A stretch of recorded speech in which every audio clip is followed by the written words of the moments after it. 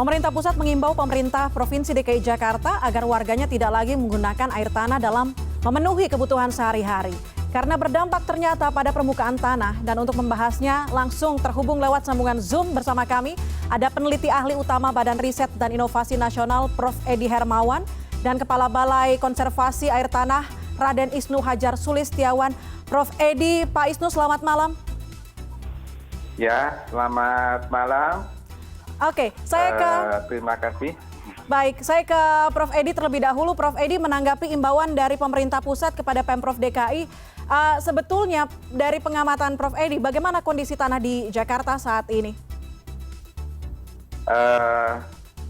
Baik, terima kasih atas kesempatan dan waktu yang diberikan. Tadi pagi kami sudah membahas masalah ini di kalangan Majelis Profesor Riset BRIN, dan hasil kami menunjukkan bahwa Kota Jakarta ternyata pada saat ini pada posisi level yang tidak terlalu membahayakan. Jadi apakah benar Jakarta itu tenggelam akibat daripada adanya land subsidence, ini menurut kajian lebih jauh. Sebenarnya di antara 3 kota yang paling parah, pertama adalah Pekalongan, itu dengan laju penurunan land subsidence-nya sekitar 2,1 hingga 11 cm per tahun. Yang kedua adalah yang Semarang, sekitar 0,9 sampai 6 cm per tahun. Dan DKI Jakarta itu menempati ranking ketiga, antara 0,1 hingga 8 cm per tahun. Sementara range yang untuk secara internasional itu berkisar antara 6 hingga 100 mm per tahun. Artinya posisi Jakarta menurut hemat saya belum terlalu mengkhawatirkan bakal dalamnya kota Jakarta jika basis utamanya menggunakan data land subsidence, yakni penurunan muka tanah. Sehingga menurut hemat saya perlu berhati-hati, perlu adanya satu kajian khusus tentang Jakarta. Sebab memang benar selain subsidence juga ada pengaruh daripada sea level rise, tinggi muka air laut, tetapi ini secara ini tidak terlalu signifikan karena dia masih relatif kecil, sekitar 3 hingga 6 mm per tahun. Memang kontribusi besar itu ada pada perubahan daripada land subsidence itu sendiri. Namun hasil pengamatan kami berbasis menggunakan data yang dikeluarkan oleh Kementerian ESDM periode 2015-2020 itu ternyata Jakarta belum memiliki ranking 1 yang sangat-sangat mengkhawatirkan. Justru kembali saya sampaikan yang paling mengkhawatirkan saat ini adalah Pekalongan dan juga Semarang. Oke, baik. Saya ke Pak Isnu sekarang, mengamati tadi informasi dari pemerintah pusat untuk mengimbau Pemprov DKI Jakarta untuk menyetop atau mengurangi penggunaan air tanah. Kita ketahui BKAT juga sudah melakukan pengetatan terhadap penggunaan air tanah, Pak Isnu. Bagaimana progresnya di lapangan sampai dengan tahun ini? Ya. Baik, terima kasih Mbak Puspa. Selamat malam Pak Prof. Edi, selamat malam Prof. Terima kasih. Jadi untuk pengetatan penggunaan air tanah sampai saat ini sudah menunjukkan perkembangan yang cukup signifikan. Untuk beberapa lokasi di wilayah-wilayah cekungan air tanah Jakarta menunjukkan kenaikan muka air tanah, di mana tadinya kenaikan muka air tanah seperti di daerah Gadung, kemudian di daerah Cengkareng yang sampai sekarang sudah sampai di minus 35, itu yang paling dalam. Sementara untuk air tanah dangkal, air tanah dari akuifer bebas, saat ini untuk wilayah utara Jakarta sampai minus 1 meter sampai 2 meter. Jadi relatif cukup bagus. Kemudian dari pemantauan kami di beberapa sumur pantau subsidence yang ada di Jakarta menunjukkan bahwa proses subsidence untuk paling tidak 2 tahun terakhir ada pelambatan. Jadi yang tadi dari pengamatan sumur pantau yang ada di Jalan Tongkol di Balai Konservasi Air Tanah yang tahun 1990 menunjukkan rate subsidence 1,6 cm per tahun sampai saat ini 2 tahun terakhir dari 2020 sampai 2021 menunjukkan rate sampai mendekati 0. Jadi mungkin proses subsiden ini sudah mulai melambat kalau dilihat dari data-data yang ada. Mungkin nanti di kegiatan konservasi yang kita lakukan dan juga pemantauan-pemantauan kita akan dapat mengetahui lebih lanjut bagaimana proses penggunaan air tanah, pemanfaatan air tanah ataupun subsiden. Jadi perlu kita sampaikan bahwa pemanfaatan atau eksploitasi air tanah ini bukan satu-satunya penyebab dari subsiden. Beberapa penyebab lain di kompaksi batuan yang ada di Jakarta, kemudian juga pembebanan bangunan, kemudian juga faktor geologi lain seperti tektonik itu juga mempengaruhi. Nah, tapi alhamdulillah bahwa sampai saat ini sudah ada perkembangan yang cukup bagus, Mbak Puspa. Oke, saya kembali ke Pak Edi. Pak Edi, kalau tadi Prof. Edi mengatakan bahwa sebetulnya cekungan air tanah yang lebih mengkhawatirkan adalah Pekalongan dibandingkan dengan DKI Jakarta. Tapi kalau melihat dengan penggunaan PDAM saja di DKI Jakarta, ternyata hanya sekitar 60% digunakan oleh warga DKI. Bagaimana kita apple to apple membandingkan ini dengan Pekalongan? Dibandingkan dengan warga Jakarta yang begitu banyak, begitu tinggi, tapi justru Pekalongan yang dianggap membahayakan. Ya, kan seperti yang saya sampaikan tadi bahwa basic kami itu menggunakan data satelit yang dikombinasikan dengan data yang dimiliki oleh Kementerian ESDM. Dan di situ kami membuat satu mapping. Memang seluruh Pantura itu amat sangat mengkhawatirkan ya, tetapi akhirnya kami membuat suatu klasifikasi begitu, mana yang penurunannya itu cukup sangat-sangat signifikan begitu, dan kami menemukan memang Pekalongan memang ternyata berdampak yang paling membahayakan begitu untuk saat ini bila dibandingkan dengan Semarang atau DKI Jakarta begitu. Tentu dalam hal ini belum ada parameter lain tentang tadi bebatuan, tektonik dan sebagainya. Kami belum mempertimbangkan itu sebagaimana dijelaskan oleh Pak Isnu itu tadi. Jadi mungkin kami menurut hemat saya, kalau hanya sebatas himbauan bolehlah, tapi kalau langsung penerapan sebaiknya harus ada kajian lebih lanjut karena memang kenapa, Prof? Apakah itu tidak mungkin dilakukan, Prof? Subsiden ini memang poin per poin, titik per titik itu ternyata memiliki respon yang berbeda-beda. Apakah memang penggunaan meminimalisir penggunaan air tanah di Jakarta tidak akan sulit sekali dilakukan, Prof. Edi? Ya sebenarnya sih yang amat sangat kita akan adalah bagaimana satu kedisiplinan masyarakat dalam memahami terjadinya land subsidence yang perlu diwaspadai ya. Jadi pemahaman masyarakat, pengertian masyarakat ini perlu dilibatkan. Yang amat sangat-sangat dibutuhkan adalah bagaimana hasil kajian bahasa ilmiah itu diterjemahkan menjadi bahasa-bahasa yang menjadi satu kebijakan begitu. Artinya gini, kebijakan yang diambil oleh Pemda DKI Jakarta itu saya berpikirnya mostly itu hasil kajian komprehensif mendalam gitu dari berbagai kalangan yang memang mempunyai kompetensi tinggi dalam hal perubahan iklim dan tampaknya di khususnya di daerah-daerah pesisir pantai begitu. Jadi penekanannya adalah harus ada satu kajian ilmiah yang sangat mendalam dan kuat sehingga itu merekomendasikan memang sudah saatnya Jakarta untuk diberlakukan adanya pembatasan eksploitasi air tanah. Oke. Tanpa itu emas saya agak-agak sulit gitu ya. Jadi rekomendasi itu kita akan merekomendasikan bahwa ini seyogyanya Jakarta harus diberlakukan atau tidak gitu. Tanpa harus diberlakukan, berapa luasan dan kawasan mana yang memang dianggap signifikan untuk diselamatkan terlebih dahulu. Oke, kalau kita melihat data sebelumnya tadi di paket juga paket sebelumnya sudah disampaikan bahwa penggunaan air tanah di ibu kota Jakarta justru menurun tahun ke tahun.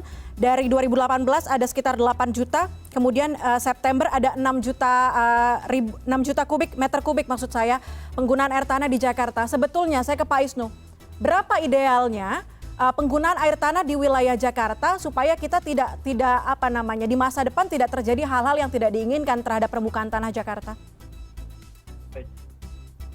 Ya, Mbak Puspa. Jadi perlu saya sampaikan di sini bahwa Menteri Energi dan Sumber Daya Mineral telah menetapkan keputusan Menteri mengenai peta zona konservasi air tanah untuk cekungan air tanah Jakarta. Jadi di dalam peta itu terdapat beberapa zona rusak, zona kritis, zona rawan, zona aman, dan juga zona imbuhan. Nah, untuk zona rawan, zona rusak itu sudah sama sekali tidak diizinkan untuk penggunaan air tanah sekarang. Jadi ada kurang lebih 17% dari wilayah cekungan air tanah Jakarta yang memang di situ sudah penggunaan air tanahnya sudah dihentikan izinnya. Jadi untuk izin yang masih berlaku secara berangsur dikurangi sehingga nanti diharapkan ada pengurangan dari pemanfaatan air tanah. Dan itu sudah dilakukan sejak tahun 2000 paling tidak berdirinya Balai Konservasi Air Tanah, sehingga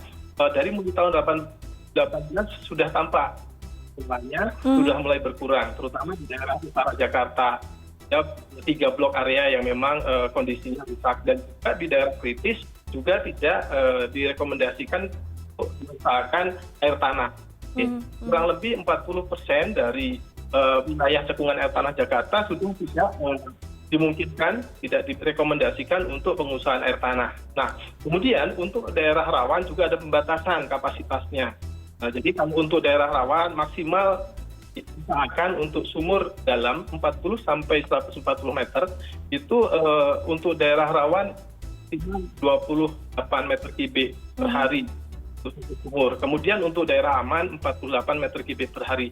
Perhitungannya sudah kita lakukan sehingga kapasitas optimum dari reservoir air tanah atau aquifer air tanah yang ada di cekungan ini sudah bisa diperhitungkan seperti saran EDB. Jadi sudah kita lakukan paling tidak sudah 6 tahun ini. Nah, kemudian untuk daerah resapan atau daerah-daerah wilayah selatan, ini hampir 90% wilayah Kota Depok itu merupakan zona resapan, di mana itu juga tidak direkomendasikan untuk pengusahaan air tanah. Nah, di sini nanti yang diperlukan adalah bahwa penguatan pengawasan dan juga penindakan yang diperlukan terhadap pelanggaran-pelanggaran yang dilakukan dari perizinan yang sudah dikeluarkan oleh provinsi. Nah, di sini Kementerian SDM sudah menyiapkan rekomendasi-rekomendasi teknis untuk pengusahaan, sehingga pengendalian itu bisa dilakukan sebenarnya sekarang sudah cukup ketat. Tinggal bagaimana implementasinya dan pengawasannya untuk diperkuat. Itu yang disampaikan, sehingga tadi saya sampaikan di awal tuh bahwa sampai sekarang sudah terlihat ada perbaikan dan insya Allah semoga nanti ke depan juga semakin membaik. Ini terus kita pantau. Dan setiap tahun kita paling tidak melakukan pemantauan 2 kali. Jadi kita melakukan pemantauan kondisi air tanah Jakarta untuk 1 tahun di musim penghujan, musim kering.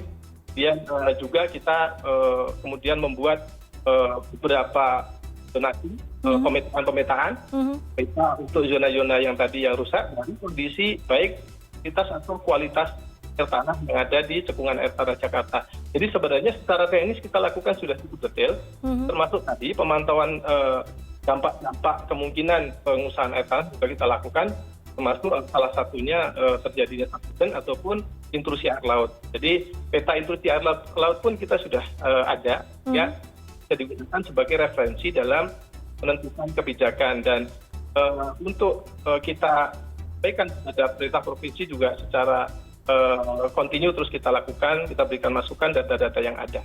Sekian. Oke.